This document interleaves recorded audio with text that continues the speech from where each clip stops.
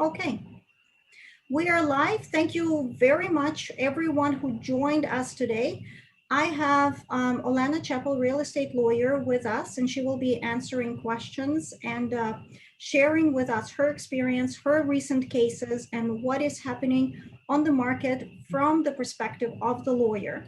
And let me just share my screen for a few minutes, and I will give you some stats as to what is happening on the real estate market today. Interesting fact, it shows quite wild. Total real estate transactions year to year, we are up 362.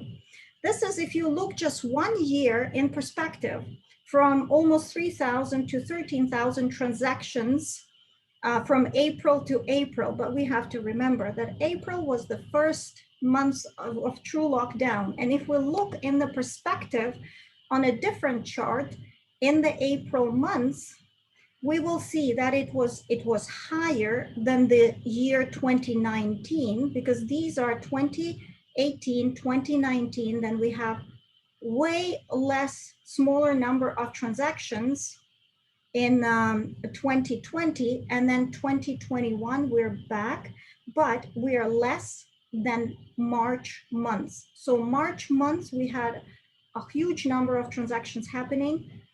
April we are in the smaller number of transactions. Let's look next. This is the seasonally adjusted. Again, we see that from March to April we are less in the number of transactions. Average selling price, April 2020, average selling price was $820,000. Right now we are at $1,090,000. And from months to months, from March to April of 2021, we are a little bit in the minus. We are slowing down slightly. I don't want to go much further because I don't want to take our time. I will just show you here this stat. This is new listings and sales to new listings. And this is the average sale price of a home over 4-year period. So gray column is 2018, green column 2019, blue column is 2020, and orange is 2021. We are roughly in the same price point as last month, but we are much higher in the price, on the average sale price of a home in 2021. So this is where we are. And now I will forward everything to Olena. Olena, you can unmute yourself. Once again, Olena Chepil is a real estate lawyer, and we will be talking today about real estate market from lawyer's perspective. So Olenka, what do you see right now is happening from your office? Well, I thought it's only my files. Well, hello, everybody. I'm very happy to be here. This is a great opportunity because I can, and I'm looking forward to give you some insights as to what to look for, what to avoid when you are planning to purchase real estate or sell real estate. And we will talk about a few issues, but I thought only my files give me shivers. Your stats were also giving me shivers. They are, I would be the last person on earth to predict that this will be the market and these will be the numbers we will be seeing in the middle of pandemic.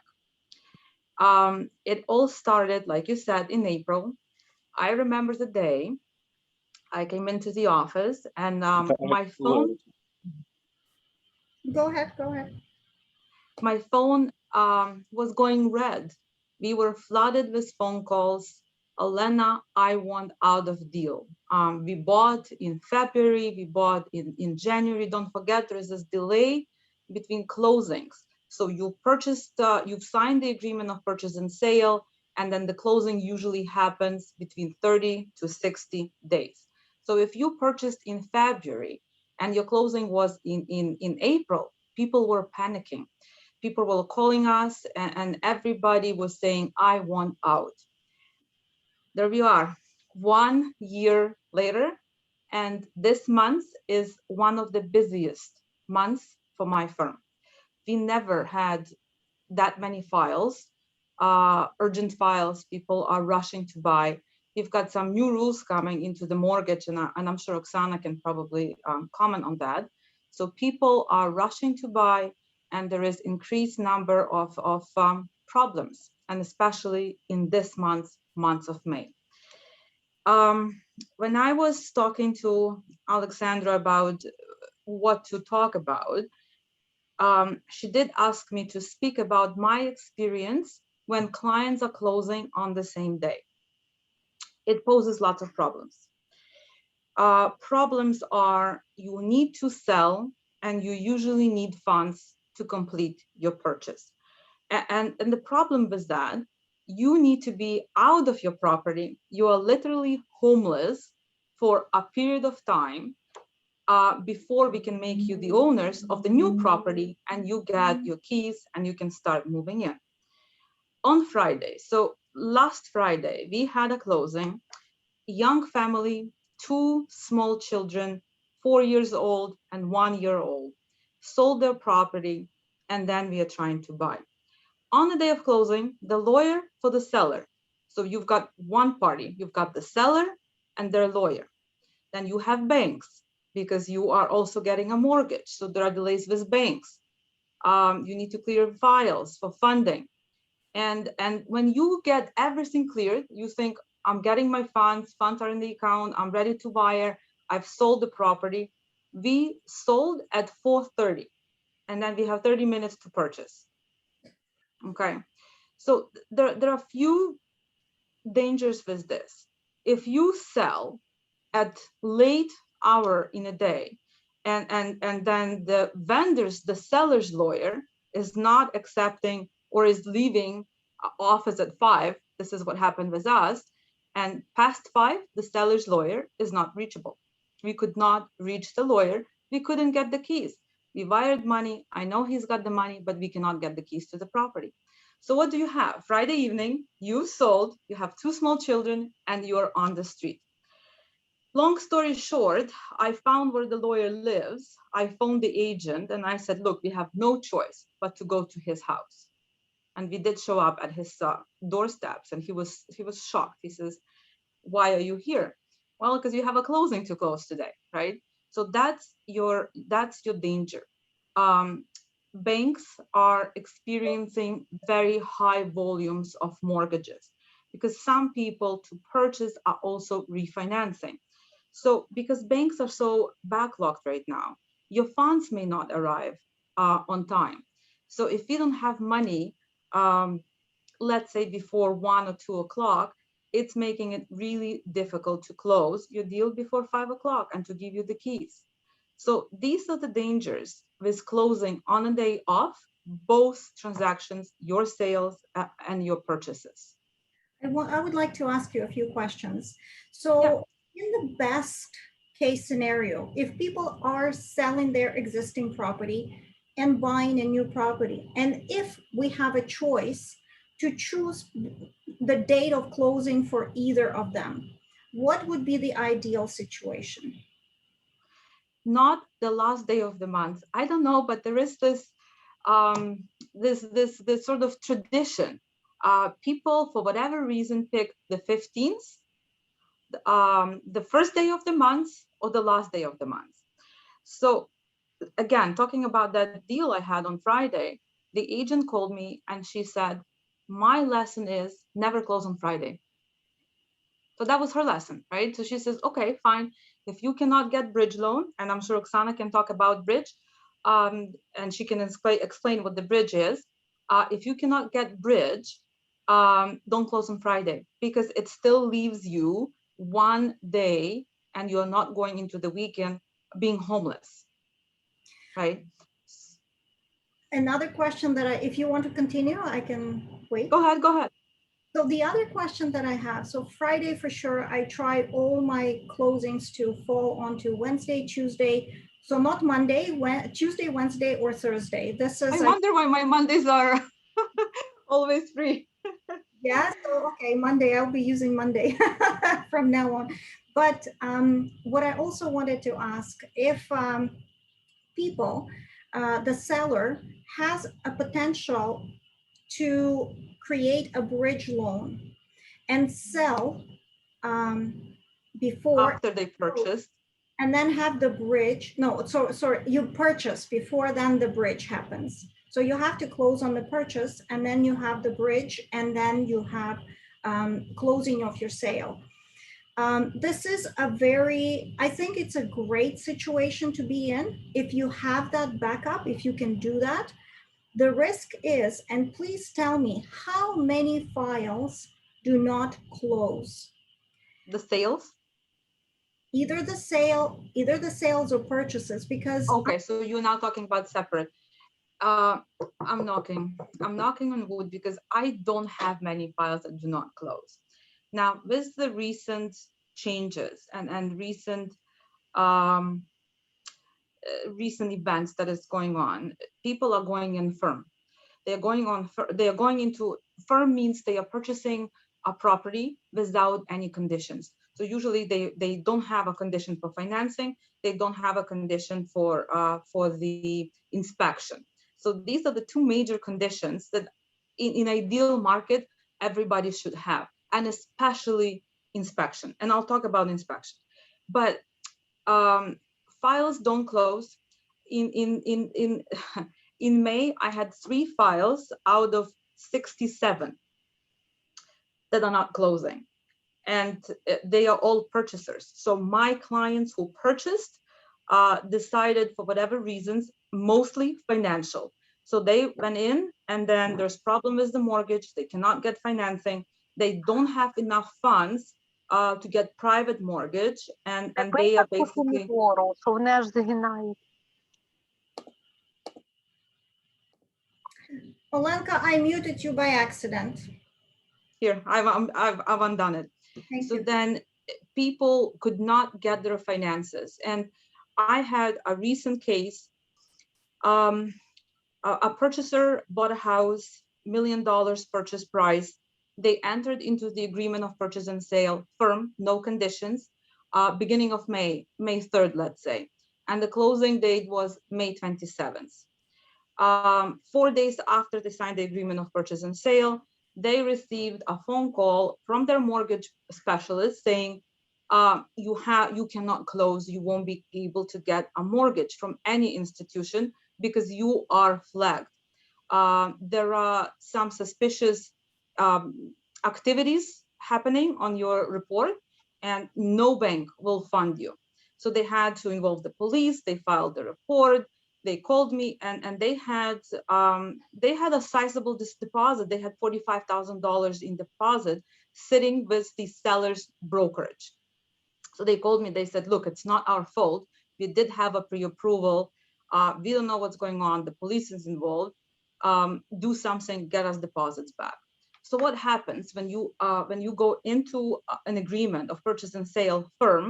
You give them money, so that your deposit is sitting with the seller's brokerage, and that deposit is usually applied towards the balance payable for the purchase price on closing. So closing is not happening. What happens with your deposit? So this is anticipatory breach, meaning you cannot close your deal. You know this, and now you have few choices. One, you negotiate mutual release. Mutual release is you forfeit your deposits, you sign the mutual release, and that will give you peace of mind that the seller will not go after you if they resell the property at a lower price, or they resell the property and the closing date is 2 or 3 months after you were supposed to close on your deal, because there are interest calculated anyways. So then you can sign mutual release. You can negotiate if the deposit is sizable. So this is what we did. We've agreed that we would forfeit half of the deposit, and we wanted another half to be returned to the purchasers. 45,000, the seller said, "No, it's not my fault. It's not my fault that you have frauds on your credit report. I just won my $1 million on the 27th of May." So they said, "We will give you 10,000. So we said, we need more. We went in full amount. So 3 days of negotiations, we were able to get half of the deposit back out of 45. So that's your sort of okay scenario, because you're at least getting some of your money. So before you go and search the property and before you find your dream house, talk to your specialist, talk to your mortgage specialist, have your report done, look at the report, see if there is anything that does not belong to you, if there are any credit cards. I signed up a client today at 4 o'clock, and an existing client, good client, not the first property they are buying. So they are bridging. We are purchasing tomorrow, and their sale is happening, I believe, on the 2nd of June. So imagine how much time this family has to move in, stress less. Moving is stress, but when you have to move on the same day, it's becoming almost impossible now. And especially if you're moving to a condo, you need to book your elevator in advance. They limit the number of hours you can move in. I believe there is limitation. You cannot move in after 6, not 6, 8, 7, and then you can no longer move in on Saturdays and Sundays. So these are your condo move-ins. So this client of mine came in and he says, oh, you know what happened? I was working with a mortgage broker, and he called me and he says, you've got your credit score has dropped by 200 points. They looked at the accounts, and someone opened 3 credit cards with big balances, secondary banks. So one credit card was with HSBC, the other one was with Home Depot store, and it was all done November 2020. So when I attend my legal studies or my continued education courses, we always are being told there is a spike, huge spike in frauds in pandemic. Why? Because people are this is a perfect thriving environment for criminals. They are at home, they're not working, they've got access to the internet, and everybody's using internet. When you attend at the banks, your mouth is covered, your face is covered, nobody can see you. So be vigilant, check, order your credit bureau reports, monitor, and if you see anything suspicious, avoid these problems. Go see your specialist, go see your mortgage broker. Call us. I'm here and I can answer and I can guide you. I think we have a question from someone.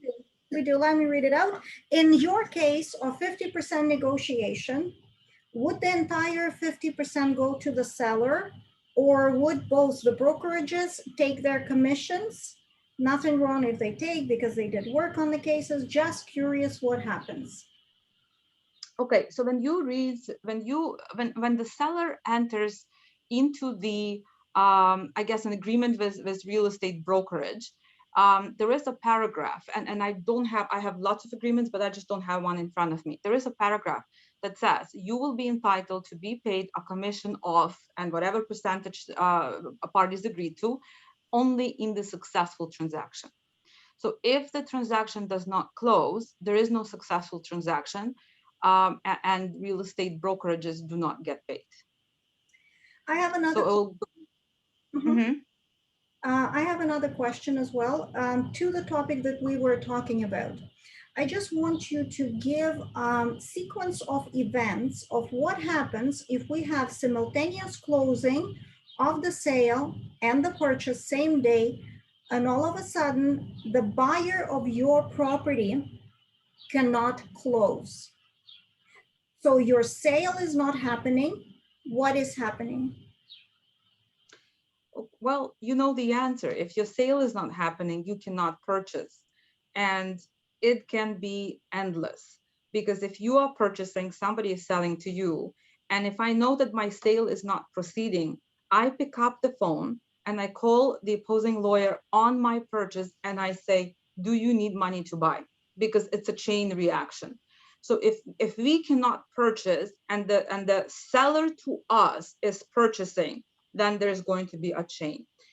I had, 2017, I had a family. They purchased a property of their dreams. They were looking forward to close, and they sold their property, so they needed money from their sale to purchase.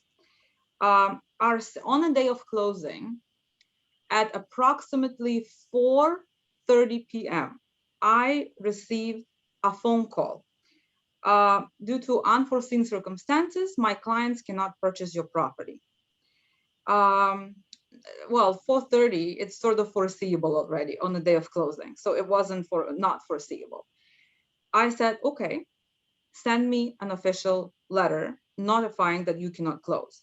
I hang up the phone, and the first phone call I make is to the sellers. So to the lawyer who is selling to me on my purchase.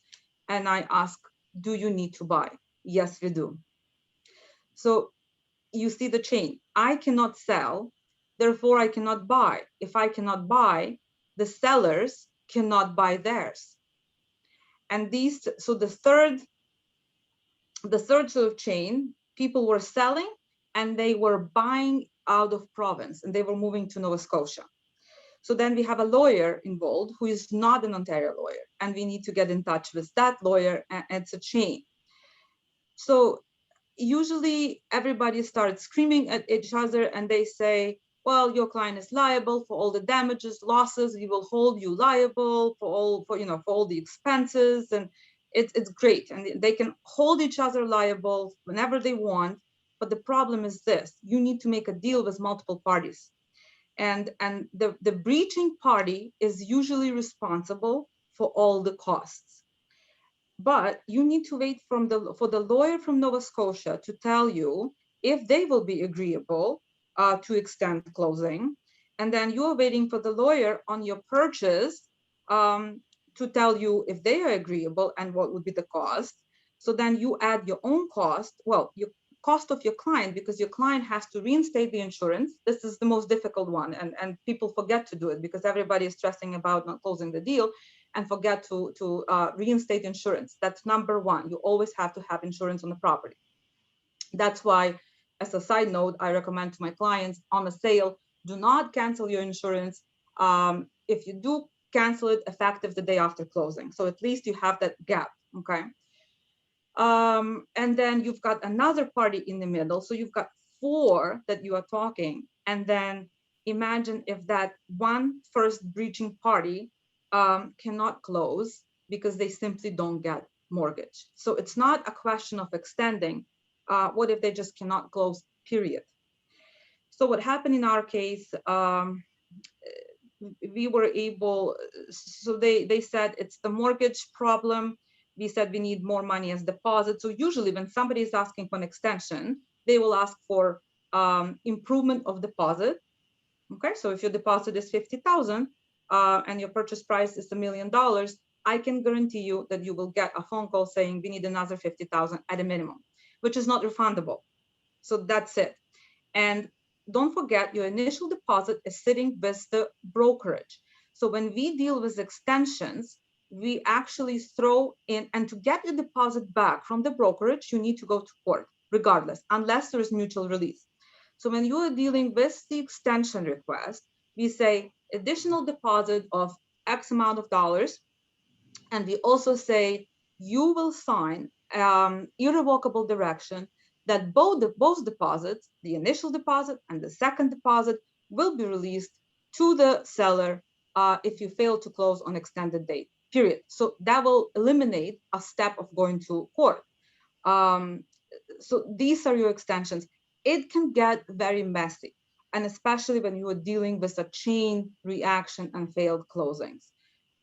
Very messy.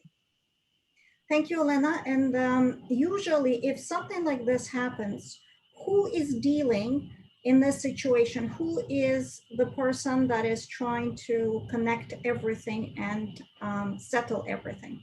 Take a guess. I know. So if my client, it depends on, you know what, it depends on who you represent. So if my purchaser calls me and says, I've got a problem, I'm like, call your real estate agent. Sometimes the agents know each other, they can work things out. If the other agent says, no, has to go through lawyers, I said, we will deal with lawyers. But I always say, go through your agents. Why? It's a different level of negotiation. Sometimes agents, like I said, they know each other, and they will make a deal. They will just send an amendment, parties sign, and done. Now, going back to your question, if it gets messy like this, you call your agent, and you happen to know the agent, and the agent says, hey, I need money to buy because we are also buying, or we have a bridge and we are waiting for this to sell so we can pay off the bridge, right? Then lawyers will be involved, and that's when we start negotiating. So we will draft all the clauses.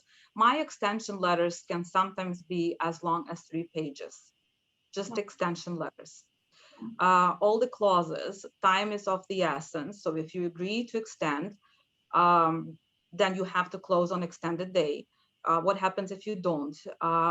We have to prescribe all the utilities, who is responsible for what, and then I need proof of utilities. So usually we make the buyer, the defaulting party, be responsible for everything, including utilities and payment of insurance.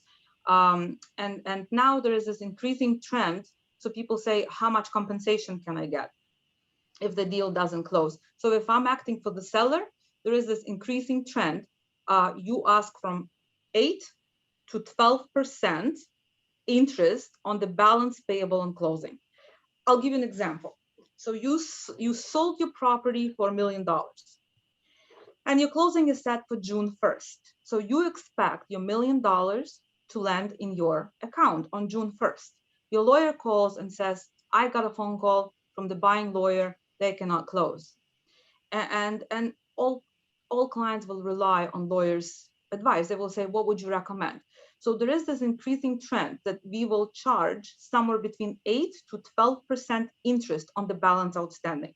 So if you are saying, I need 2 weeks or 3 weeks or 5 days of extension, well, 5 days is different. So sometimes you have a day or two, so that's slightly different. You won't charge any interest on that. But if you have longer extensions, that's what lawyers will actually recommend, about 8 to 12%. Annual 12, 8 to 12%, or on the total balance within the period? On the total balance outstanding. So I'm just pulling up my calculator here. So if you sold your property for $1 million and roughly you are waiting for $1 million, let's do 8%. And then divided by 12, sorry, so we do, so 80,000 a year, and then divided by 365. So you are essentially charging on $1 million, you are charging $219 a day. That's your, because the expectation is that you had plans for that $1 million, you could invest it, reinvest it, and you are essentially making 8 to 12%. So again, on $1 million, 8%, you're looking at about roughly $220 a day. That's your extension cost, plus legal cost, plus. But roughly, this is what the seller will most likely charge. Alenka, Okay. do you have files? Okay, go ahead, finish, sorry. So I can finish this. So this is actually coming from the builder's agreements. If you read builder's agreements, long ones, 300 million pages. Okay, so all these agreements say if you default with the builder, and then the builder decides to revive the agreement or to cure the default, you would be liable for the balance off, and then they charge about 10 to 12%. So this is where this formula is coming from these days. Mm-hmm. Thank you. So can you tell us, out of all the files that you have, a lot of people who are buying and selling are closing on the same day. Some of them do bridge loan when they purchase before they sell and they take the bridge. Do you have people that are selling and closing on the funds, receiving the funds, and then the purchase happens after a month or two? So they move into a rental or they move to a family and then they close on the purchase. Yeah, I have a few like this closings. I have one coming up in June. We sold their property in March. They couldn't secure a property that they wanted, so they moved into a family. I hope that person is not listening, but I'm not using names, so you will stay. Anyway, so that person moved into a relative's house, and now we are buying, and they will be moving. They are storing things in the storage. So yes, there is cost associated, but but it's something that gives you opportunity to find a better property you like, secure better financing. There are some people who would not buy without an inspection, so they can give up their financing condition, but they still need inspection. And as a real estate agent, you may appreciate that inspections are crucial to have. In this market, I'm still finding that in condos, I can do that. I have been successful in getting agreements, both even with financing and inspection condition. On houses, mostly when there are multiple offers, and if you want to win, you go without. You go without at this point, and it is risky. But unfortunately, if someone wants to buy, that's the way we go. So majority of your transaction, Olenka, majority of your transaction for simultaneous buying and selling is closing on the same date. Is that correct? We work very hard to do it. So you did ask me the sequence, what happens. We are in the office very early in the morning. We need to close our sale first to use the funds. So sometimes it's like waiting like this, literally like this, and calling the buyer's lawyer saying, are you in funds? Are you in funds? Basically, if we are banking within the same financial institution, so it's easy to transfer funds. They appear in our trust account quickly. And then once we sell, then we can move to the purchase. And it never happens. Let's put it this way. If I don't have money on the sale before 12 o'clock, then I know the sale is going to be very late. And from experience, I pick up the phone and I call the lawyer that I'm buying from, because eventually I'll sell. It's just the purchase, because I don't want my people to be on the street or in a hotel or relatives. So I pick up the phone, I call the purchaser's lawyer and I said, look, I'm selling to buy. Are you in the office? How can I reach you after hours? What happens if I get my money after 5 o'clock? Because if you look at the agreement of purchase and sale, let me just get one of them. If you look at the agreement of purchase and sale, there is, so that's another question I always get asked. When do I need to be out of my house by? So if you look at paragraph 2, but this is commercial, I think they're all the same. Paragraph 2 says, this agreement shall be completed by no later than 6 p.m. on such and such date, right? So the buyer has until 6 p.m. to give me money, but I don't have time to buy if the money shows up in my account after 5. So it's that touch with another lawyer saying, look, this is what's happening. Are you in the office? Will you be willing to close in escrow? Do you know what escrow closing is? I give them money, they give me the keys, and registration happens next day. So sometimes clients say, well, why is my name on the transfer the day after closing? It's because we closed in escrow. You got your keys, we gave them money, but the registration happens next day. Thank you. Thank you, Elena. I wonder if anybody has any questions in the audience. We are past 7 a little bit. I don't want to keep people waiting. Because we said we will finish up roughly at 7 p.m.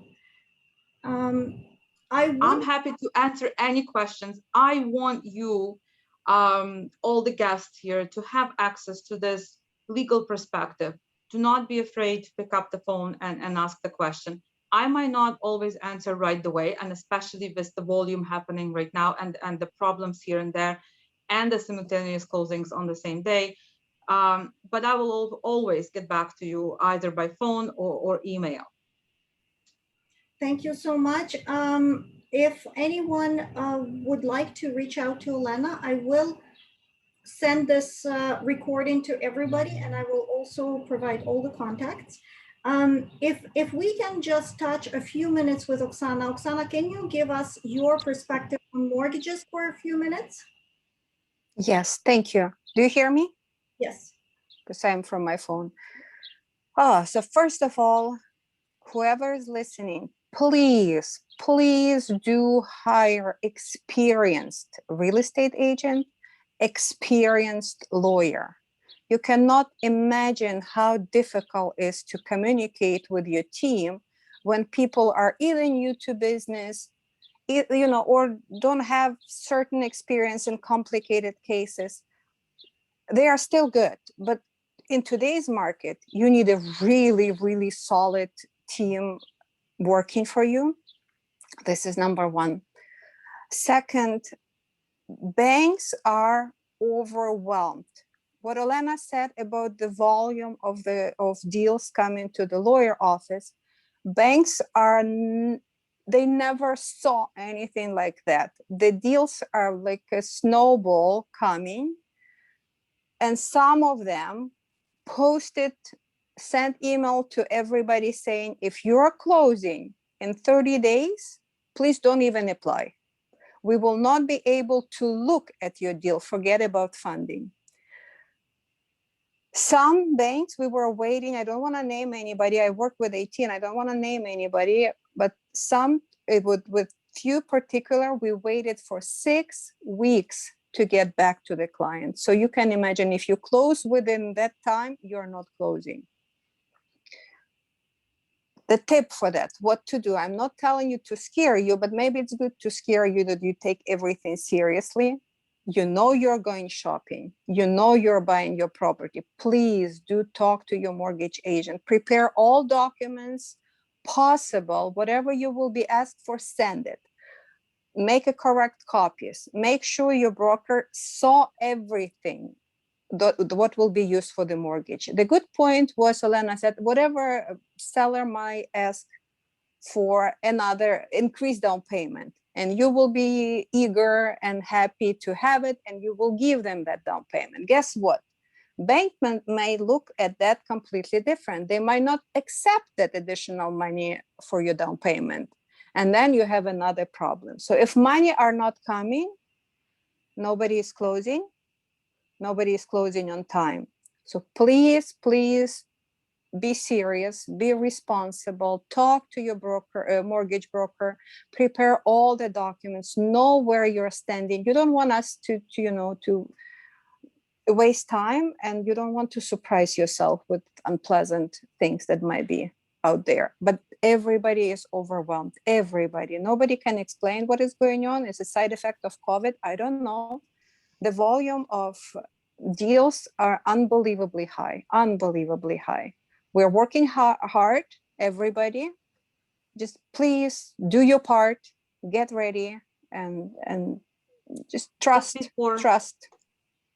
Thank you. Just before this session, I had a phone call from a client literally minutes before. And I was told the following. Client says, I was just interviewed by the bank.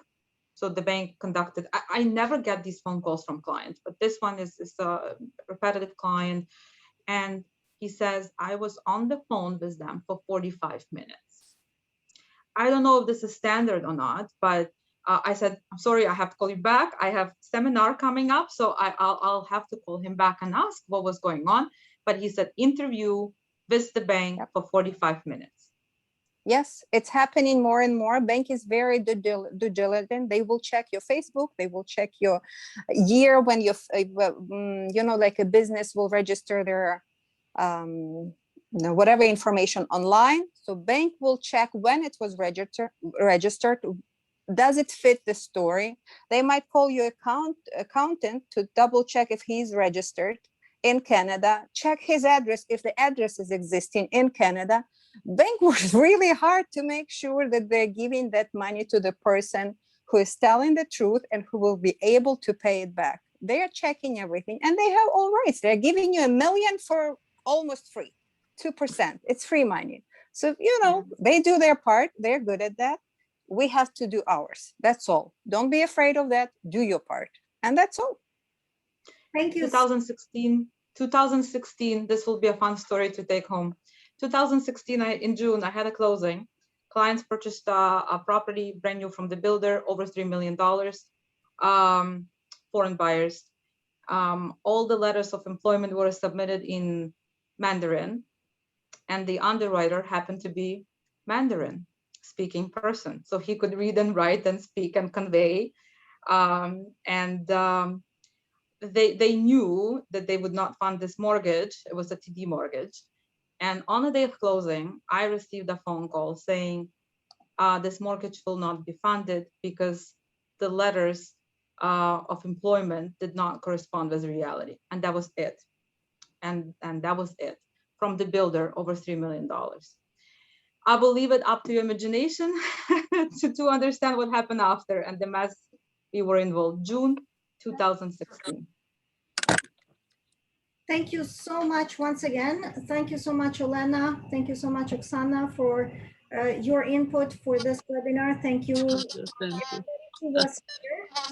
We're here to help, and definitely having amazing people on the team that know what's happening, that know how to deal with different issues, makes a huge difference on the success and the smoothness of your transaction. Thank you so much. Thank you. Have a great evening, everybody. We will be ending this call. Thank you. Thank you.